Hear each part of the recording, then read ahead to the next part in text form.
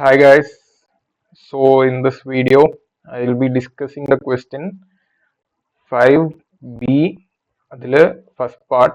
So B question വന്നിട്ട് you can answer either one sub question 1 or sub question 2.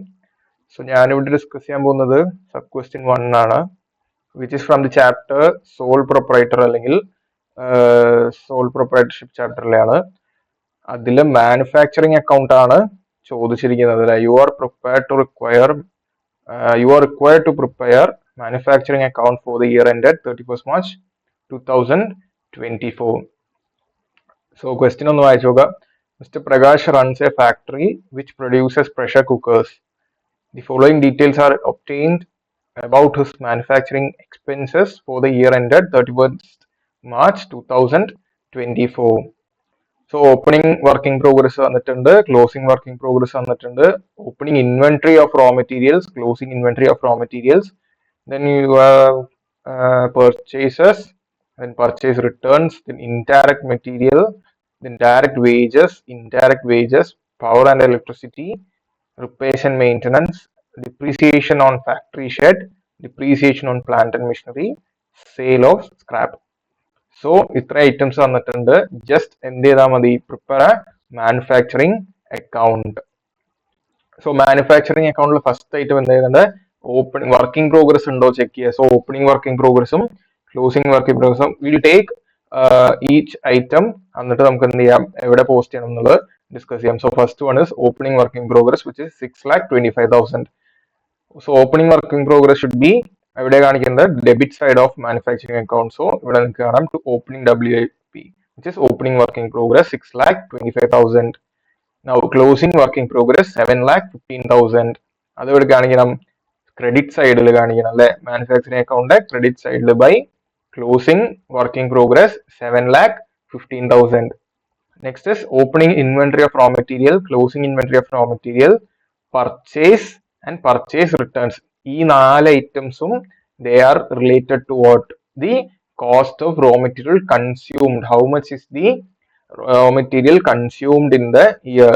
എത്രയാണ് ആ amount ആണ് എന്ത് ചെയ്യുന്നത്, it should be shown in the debit side of manufacturing account.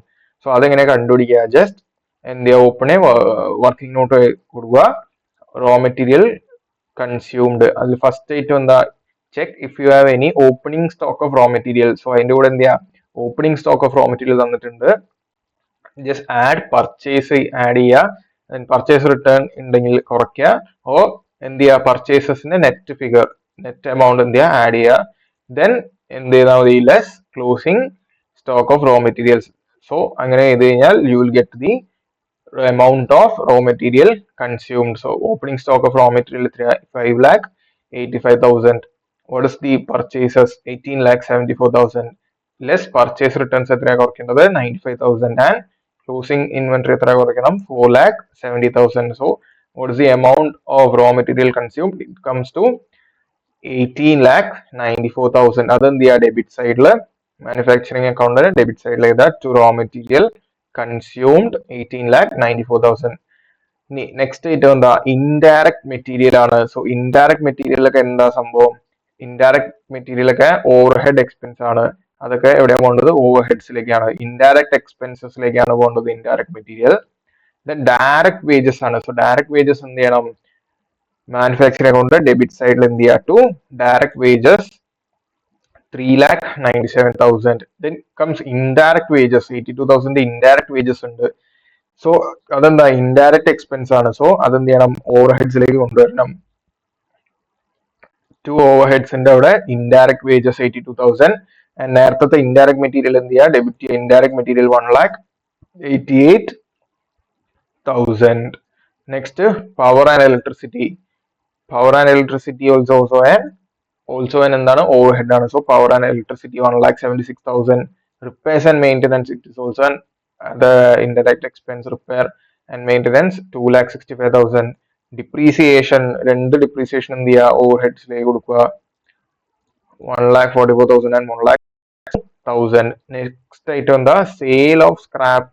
Scrap വിറ്റിട്ട് അതിന്ന് revenue generate ചെയ്തു, how much, 36,000. അതെന്ത് ചെയ്യുക, should be shown in the credit side of manufacturing account by scale of scrap 36,000. Now കഴിഞ്ഞില്ല any extra items ഒന്നുമില്ലല്ലോ. and they are just balance the manufacturing account and the balance amount എന്തായിരിക്കും, it will be the cost of production. This amount will go to the എവിടെ പോകും, trading അക്കൗണ്ടിന്റെ debit സൈഡിൽ പോകും അല്ലെ. Cost of production 31,82,000. So ഇങ്ങനെയാണ് ഈ question solve ചെയ്യുക. See you in the next video.